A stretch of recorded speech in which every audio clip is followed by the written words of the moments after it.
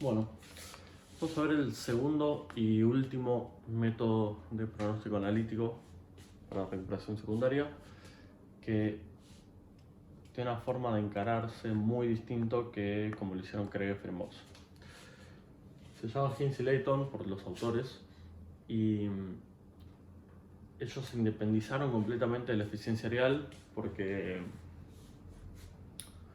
un poco por lo que vimos, eficiencia real depende de correlaciones, es como todo el camino que arma Craig va dependiendo de los pasos previos a sí mismo. ¿Sí? Arma la eficiencia real de Breakthrough, con eso la correlación de la eficiencia real posterior a Breakthrough, con eso todo el método de Craig-Morse y todas las propiedades y todo lo que estuvimos viendo. Hines y Layton no usan eso para nada, lo único que sí usan es la matemática de eficiencia de desplazamiento, porque ese es el modelo de barrido adentro del volumen poral que es inescapable. Pero fuera de eso no van a usar nada, prácticamente nada, de lo que usaron Craig y Morse, ni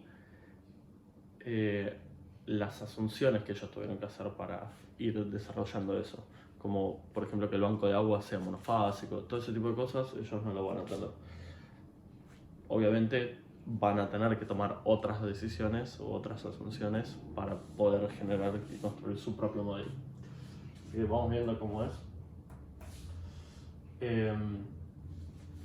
Bueno, les dejo eso. Lo que hacen Hines y Layton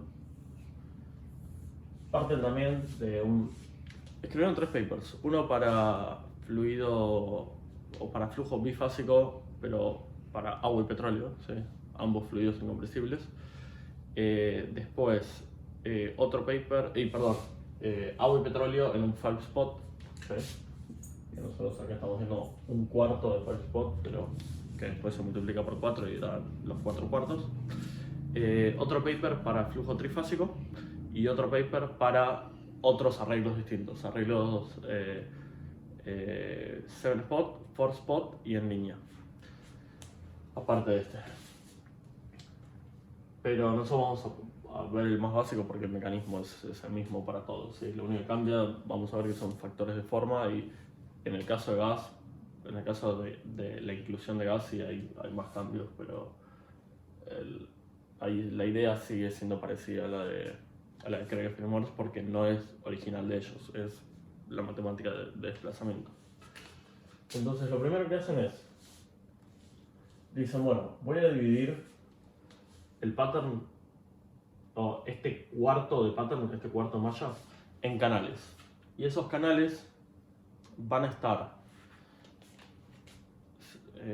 tener sus bordes limitados por las líneas de flujo que va a estar recorriendo el agua en su camino hacia el pozo productor.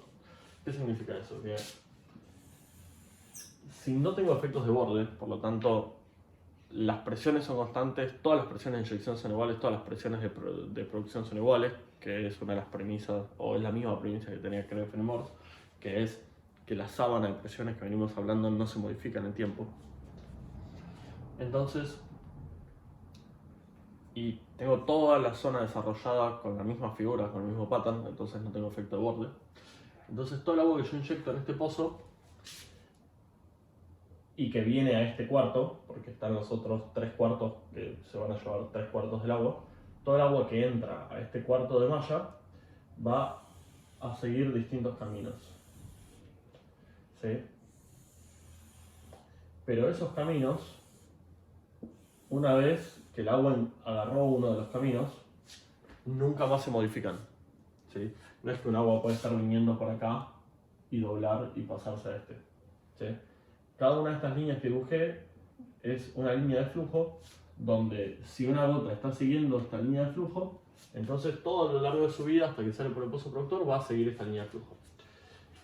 Tiene sentido, no son perfectas las líneas de flujo, pero que existen líneas de flujo es indiscutible.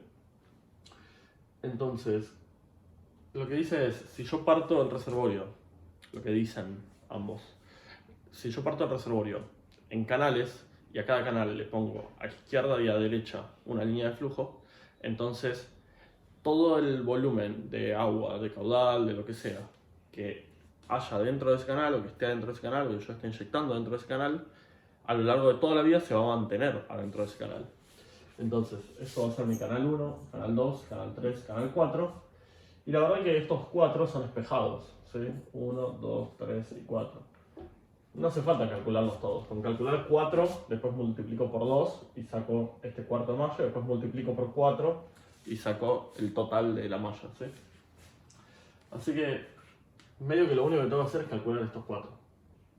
Cada uno de estos 4, bueno, ahora lo vemos, pero cada uno de estos 4 va a tener su propio volumen poral, su forma, todo, ¿sí? Ahora, aparte de eso, para poder... Cada uno de estos es un canal relativamente angosto, ¿sí? Más angosto que largo, ¿sí? Entonces, y si bien dobla, casi que se podría considerar como un tubo, ¿sí? O como un reservorio lineal. O sea, tiene deformaciones, no es perfectamente lineal, no es ni un prisma perfecto ni un cilindro perfecto. Y aparte está curvado. Pero el flujo es más o menos lineal, ¿sí? Sí, vengo haciendo este recorrido. O sea, no puedo mover mucho para la izquierda o para la derecha. Voy siguiendo una ruta, pero es una ruta única, ¿sí? Es mano única. Entonces, esto se parece mucho más a la matemática con la que gesté eficiencia de desplazamiento, que era flujo unidimensional, justamente. Entonces, lo que me faltaría es encontrar una forma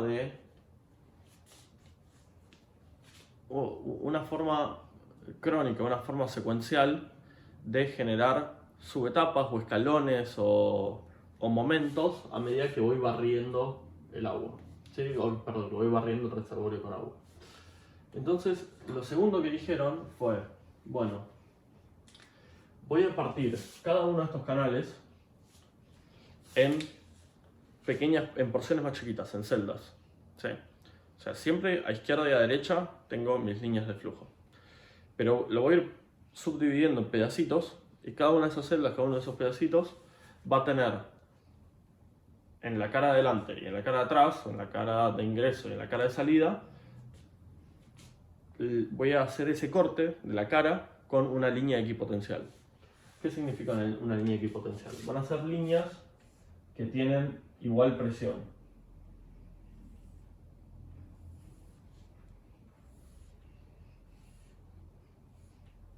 ¿Sí? Quiere decir que... hago un par más.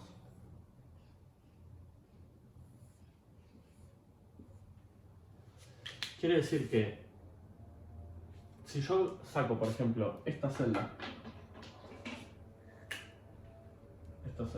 por ejemplo, ¿sí? Y voy a tratar de hacer esto, pero no estoy seguro de que me salga bien, ¿eh? Y la miro en 3D. La tapa de la celda va a ser esta figura, ¿sí? Que va a tener dos líneas de flujo y dos líneas de flujo a izquierda y a derecha y dos líneas equipotenciales. Ahora vamos a hablar de eso. No, equipotenciales. Y no lo dije todavía, pero arriba y abajo tengo una tapa y una base impermeables, ¿sí? Puede ser toda la capa o puede ser un estrato, como dijo con Krieger-Morse. Si es toda la capa, será el espesor de la capa. Si es un estrato, después hago los subestratos.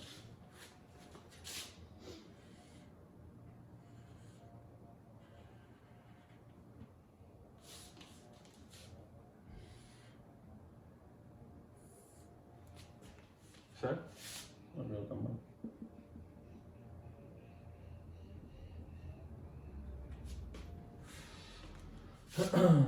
Bueno, esta sería un poquito peor, pero bueno, porque lo que quiero hacer es esto. Pero... Entonces lo que estoy diciendo es, una línea equipotencial es, la voy a hacer en rojo ya que estamos, la línea equipotencial es la línea que todo a lo largo de esta línea tengo la misma presión, ¿sí? Si tengo la misma presión, significa que el fluido está atravesando esa cara de forma normal, ¿sí? No entra en ángulo. Que es lógico, porque esta línea tiene que ser transversal a la línea de flujo. Porque si el fluido está yendo paralelo a las líneas de flujo, entonces la cara que las corta tiene que ser transversal a esa línea de flujo. Entonces esa es la línea equipotencial. Entonces toda esta línea tiene una presión, toda esta cara, perdón, así curva como es, tiene la misma presión y toda esta cara tiene otra presión. ¿Sí? Presión I, presión J. Bueno, no, ni le voy a poner subíndice porque ahora voy a estar usando subíndice, si no quiero confundir. Pero bueno, acá tengo una presión, vamos a hacer presión X y acá tengo una presión Y. ¿Sí? Entonces, una gota de agua, supongamos, entra a esta cara, entra a esta celda, a esta figura, atravesando normalmente, ¿sí? Transversalmente, ángulo recto. Esta cara se mueve por adentro de esta celda que no es ortogonal para nada, ¿sí? Las líneas de flujo se están doblando y las caras de delante y atrás son curvas. Pero lo que sí estoy seguro es que el flujo entra acá y sale por la otra cara siempre paralelo, ¿sí? No toca las paredes, o sea, si entró por el medio nunca va a tocar las paredes y va a salir transversal por la cara de afuera, ¿sí? Por la cara de atrás. Y no va a tocar ni techo ni base. Entonces, más allá de que la figura es un poquito deforme, ¿sí? Está un poquito deformada, es casi la definición de Darcy. ¿Sí? Acuérdense que Darcy estaba calculado para un cubo perfecto. O sea, estrictamente para un cubo de 1 centímetro cúbico. ¿Sí? O sea, 1 centímetro de lado y 1 centímetro de ancho y 1 centímetro de alto. Entonces,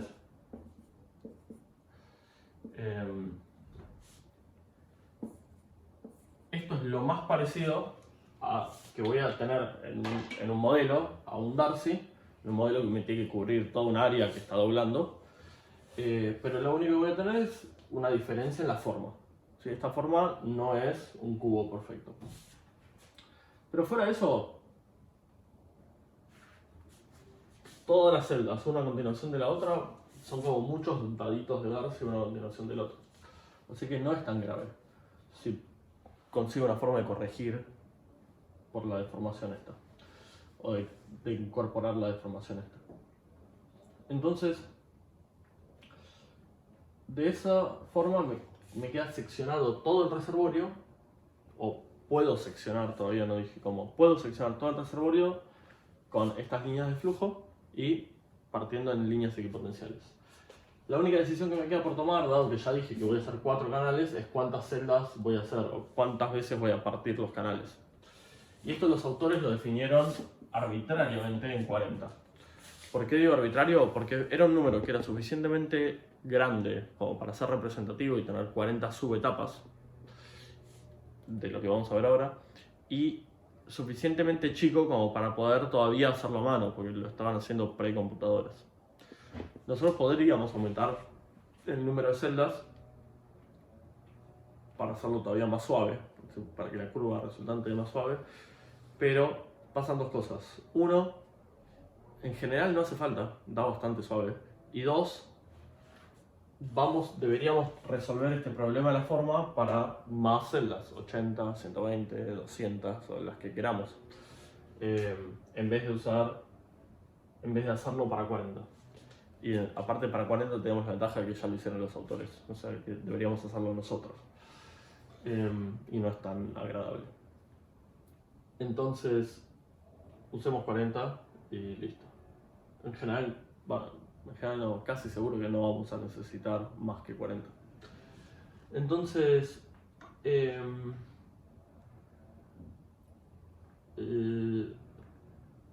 dijimos que vamos a tener 4 canales, 40 celdas, o sea que en total 160 celdas. Lo único que podríamos agregar, o lo único que podríamos discutir adicional es qué tamaño van a tener las celdas. Y algo que por ahora se los voy a decir y después cuando lleguemos a la matemática van a ver lo ventajoso que era, pero por ahora no lo voy a explicar, es que las 40 celdas que vamos a tener, vamos a hacer que tengan el mismo volumen poral. El volumen poral de cada celda, o de todas las celdas, va a ser el mismo. ¿Sí? Porque nos va a ayudar muchísimo en la matemática que vamos a ver ahora en un segundo. Entonces, ¿qué significa?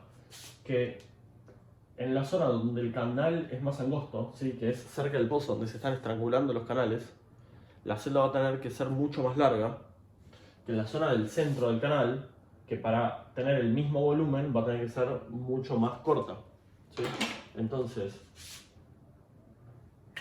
por ahí necesito que esta celda sea igual a esta celda, ¿sí? Para que tengan el mismo volumen poral. Entonces voy a poner una celda que es así, la celda 1, la celda 2, y después la celda, si estos son 40, acá en el medio tengo la 19, ¿sí? Justo antes de la otra mitad. Así que la 19 por ahí es así. ¿Sí? Bueno, si es justo la 19, esta línea es recta. Porque esta línea es la línea que separa el medio. Entonces, fíjense que son re distintas las celdas. Porque esta es la 1 y va creciendo hasta que llega a la 19. Y las otras, perdón, la 20. De la 1 a la 20. Y esta es la 21. Esta es la 1 y esta es la 20. Y de la 21 a la 40 son las mismas formas pero espejadas.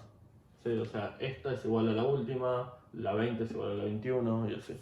¿Sí? O sea que si conociera la forma de las primeras 20 ya puedo sacar la forma de las otras 20. Entonces, la condición que estoy tomando es que el volumen poral de la celda 1 sea igual al volumen poral de la celda 20. ¿Sí?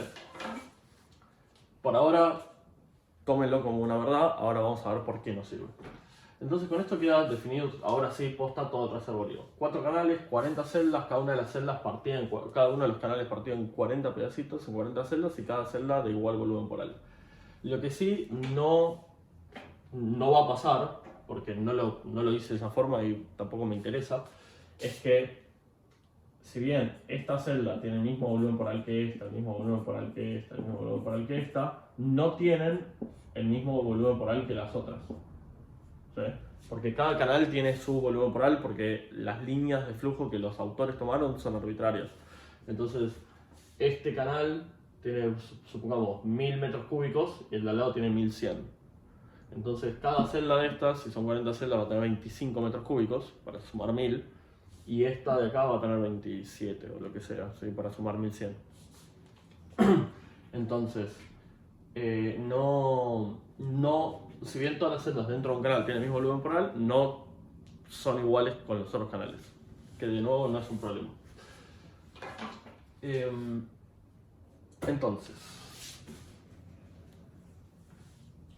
como todos los métodos que venimos haciendo hasta ahora, lo primero que vamos a hacer es partir en cálculo por un lado de volúmenes y por otro lado de caudales, ¿sí? Hagamos en este caso primero el de volúmenes, que es el más fácil. Las subetapas, los autores las definieron con el nombre J.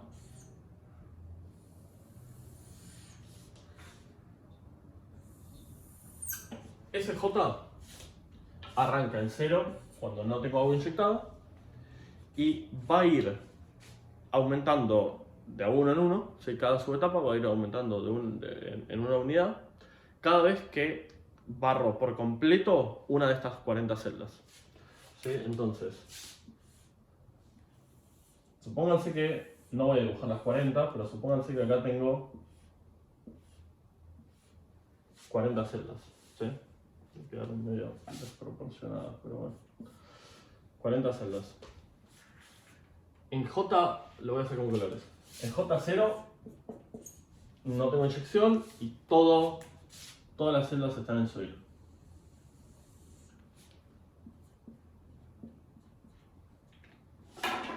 En J1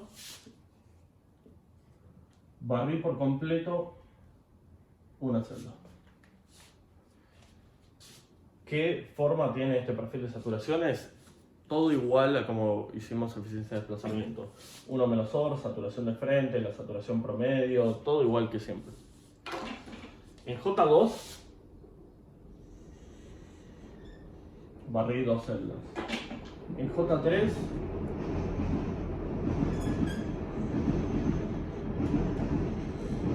barrí 3 celdas. Y así sucesivamente hasta que llego a J40. ¿Sí? Ahora, pensemos esto un segundo.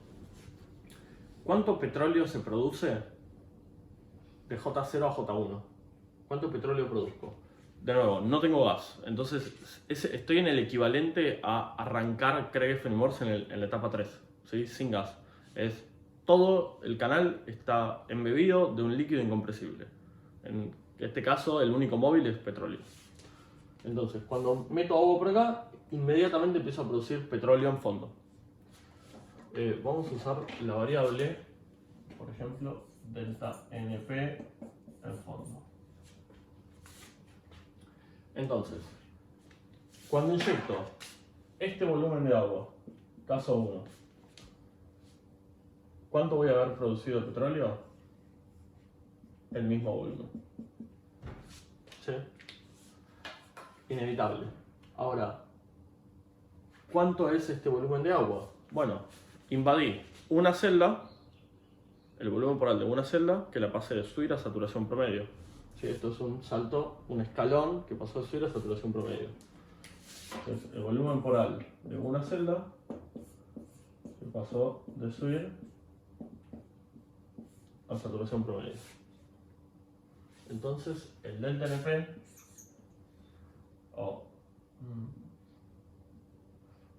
voy a hacer NP nomás. Porque el delta NP engaña porque es un delta entre 0 y 1, entre 1 y 2. Es un salto de un momento al siguiente. En cambio, el NP es instantáneo. Y como voy a estar haciendo J instantáneos, por ahí es mejor hacer esto. Entonces, NP inicial 0. Cuando llego a J1, el volumen producido es esto. El volumen poral de una celda por el cambio de saturación promedio menos 0. Acuérdense que hasta el breakthrough esta saturación promedio es constante. ¿Sí? Podría poner saturación promedio de breakthrough, pero no me gusta esa nomenclatura. Ahora, desde esa condición hasta la etapa 2, ¿cuánto más petróleo voy a producir? Bueno, es el agua incremental que yo haya inyectado, ¿sí? Que es esto más esto. Entonces, el petróleo que voy a... Esto, o sea, en J0 era 0. De 0 a 1, este fue el delta NP. Por eso estaba hablando de los deltas. De 1 a 2, voy a haber sacado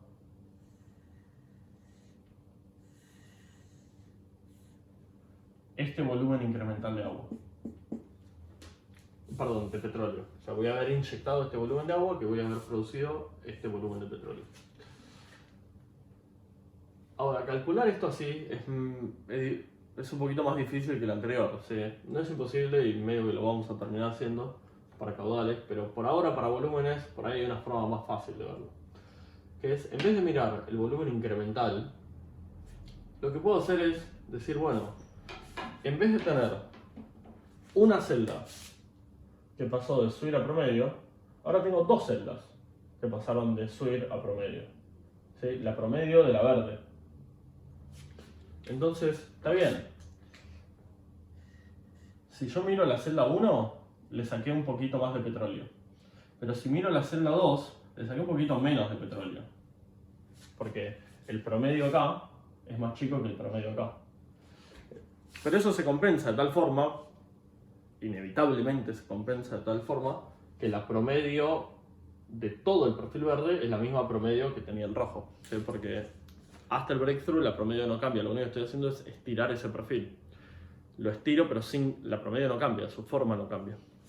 Entonces, ¿cuál es el volumen producido en J2, lo hago en verde.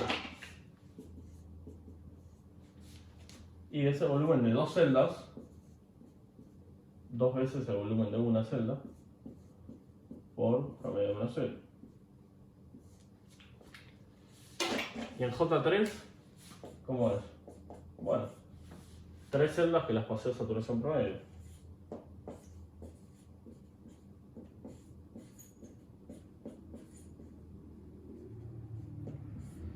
Si miran esto, este debería haber sido rojo, Esto podría ser un 1 por. Lo que estoy diciendo es que en cada J lo que hago es número J de celdas que pasaron de volumen de subir a saturación promedio. Entonces, para cualquier valor desde 1 hasta 40, para cualquier valor de J desde 1 hasta 40, el petróleo producido es J por el volumen poral de una celda por saturación promedio menos 0. ¿Sí? En 40 en particular, como barrí las 40 celdas, lo puedo escribir de dos formas distintas. ¿Sí? Lo voy a poner acá. ¿Sí? A ver si está andando mejor. Lo puedo escribir de dos formas distintas. Para 40 ya sé que es 40. 40 por volumen poral de una celda por promedio menos 0. O directamente puedo poner el volumen poral del canal por promedio menos 0.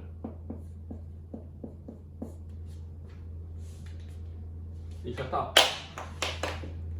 La totalidad del canal son las 40 celdas iguales. Hago el cambio solo porque de acá para abajo va a ser más cómodo trabajar con el canal completo. ¿Sí? Pero tranquilamente podría haber seguido con lo de las celdas. Ahora, ¿cuánta agua llevo inyectada en cada uno de estos casos? Igual a NPBO.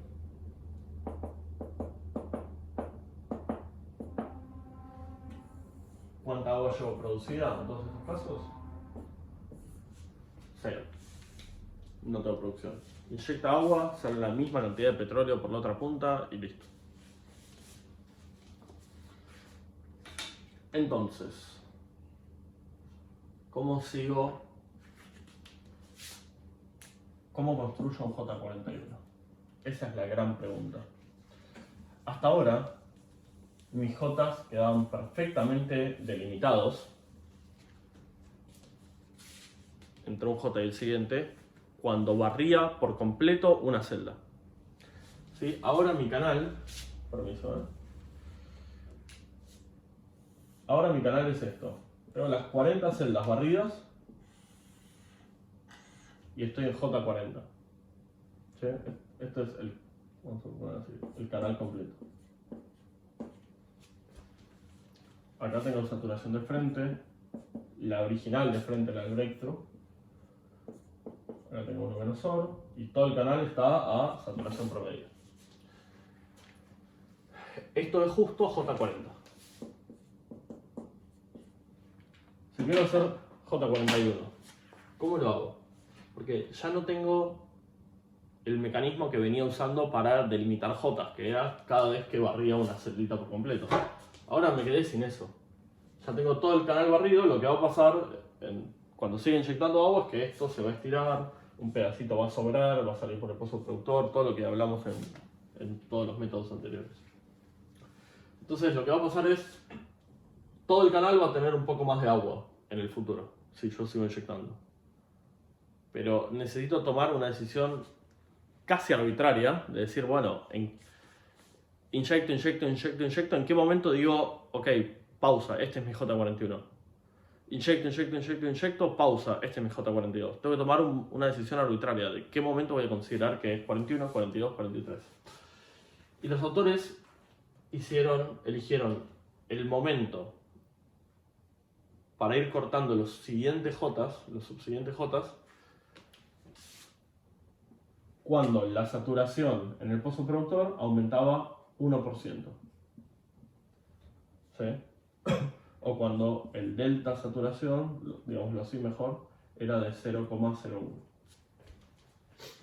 Entonces, supongamos que venimos barriendo y mi saturación de frente al breakthrough, la azul, la del caso 40, es 0,6. Entonces, mi J41, el rojo, va a ser cuando la saturación en el pozo productor sea 0,61. Una aclaración que por ahí parece una pavada, pero que a veces la gente se confunde, es 1% de saturación, no 1% de este valor. Si yo hiciera 1% de este valor, sería 0,606. ¿Sí? Eso está mal. Es 1% de 100. O sea, es una unidad de porcentaje de saturación, no de este valor.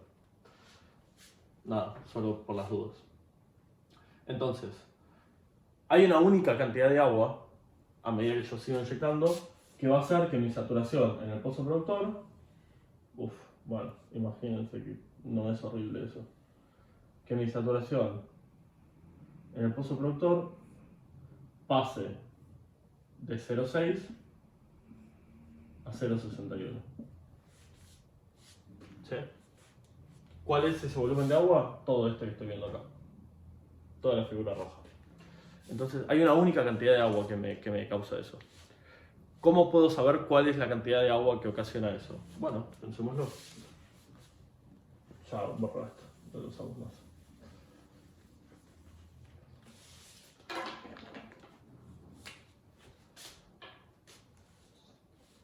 ¿Qué conozco yo del reservorio cuando mi saturación es 0,61? Es mucha información que la saturación en el pozo productor sea 0,61. FW versus saturación, vamos a hacer la curva de flujo fraccional.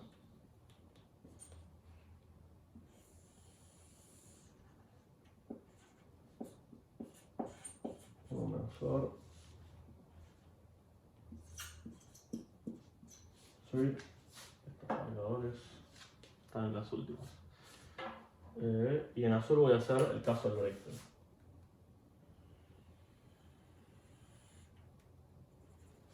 Esta es la tangente, esto es 0,6, esta es mi saturación promedio, la que vengo usando en todos los pasos anteriores. Y lo que hago ahora es, me moví para adelante 1% en la saturación del pozo productor. Me vine acá, 0,61. Bueno, esto de acá saco muchísima información. 0,61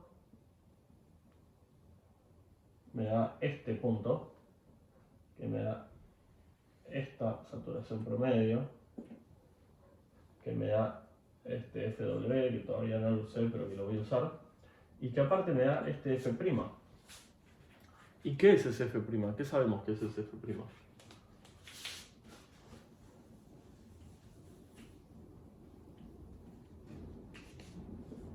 F' es 1 sobre BPI. Por lo tanto, si conozco F', conozco BPI.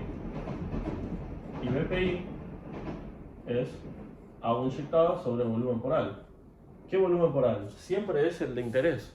Siempre es el volumen poral que estoy analizando, que estoy mirando. Que en este caso es desde el inyector hasta el productor, que es el lugar donde vive esta saturación, a 0,61. Entonces, esto es, de acá puedo decir, el agua inyectada que necesito para llegar a J41 es BPI, que es 1 sobre F' de 41, por todo el volumen poral del canal.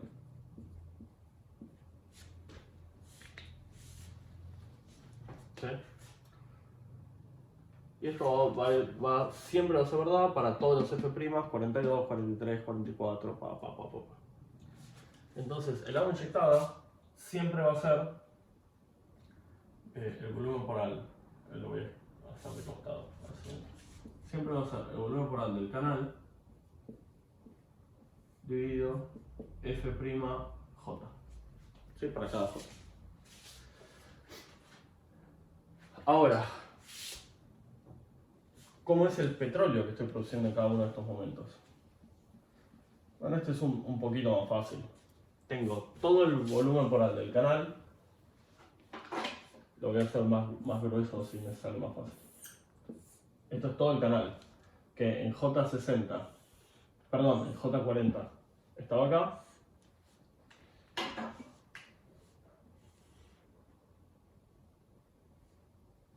En J41 está acá, donde la saturación promedio en J40 era esta, y la saturación promedio en J41 es esta. ¿Cuánto petróleo produje? Todo el petróleo que reemplacé por agua. ¿Cuánto petróleo reemplacé por agua? Esta diferencia. Que es el volumen poral del canal por el cambio de saturaciones promedio entre 41 y la anterior, que era la de 40. Este es el incremental que saqué. O sea, sería el delta NP. Si quiero ver cuánto es el petróleo total que saqué desde que empecé desde 0 hasta hoy, es bueno, desde el SWIR hasta esta nueva saturación. Entonces, si quiero ver NPBO, que es la acumulada, a lo largo de todos los momentos posteriores a breakthrough, siempre es el volumen poral del canal por la saturación promedio J, del J donde esté, menos 0. ¿Sí? Entonces, ¿qué significa? Que antes lo que hacía era, iba aumentando el volumen poral contactado, iban aumentando los J, iban aumentando las celdas que yo invadía. Pero una vez que las contactaba, las pasaba de SWIR a una saturación promedio constante.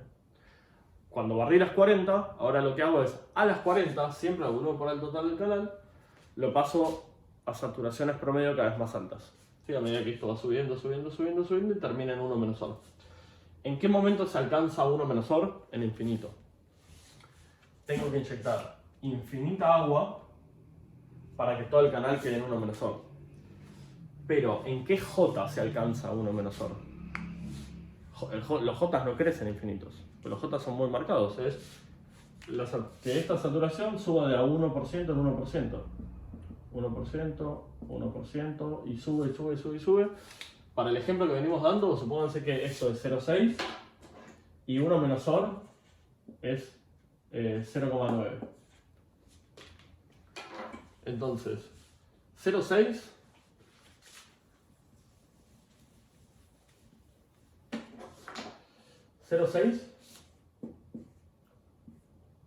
es J40. 0,61 es J41. Siguen creciendo. 0,7 es 50. 0,8 es 60. 0,89 es 69. 0,9 es 70. Este es mi último J. Se alcanza en tiempo infinito, en agua inyectada infinita, en un momento teórico infinito, estamos de acuerdo. Pero es J70. El 70 es concreto, es un número preciso.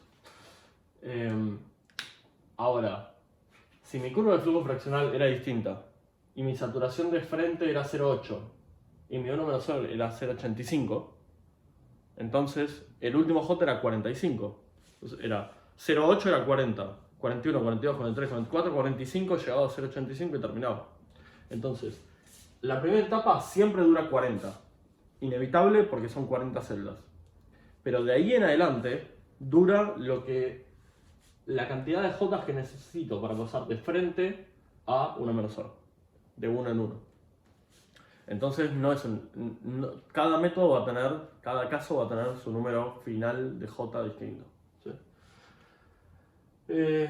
Bueno, y como siempre el agua producida la puedo mirar como la resta de agua inyectada menos el petróleo producido. Esto es bastante simple, no tiene mucha ciencia.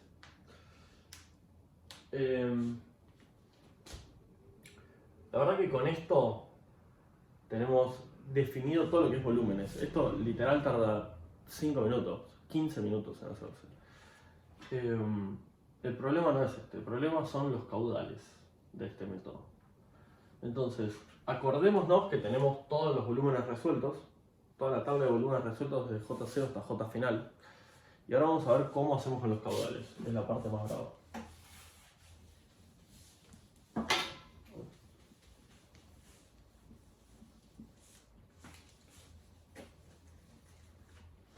A ver, ¿cómo estamos de tiempo?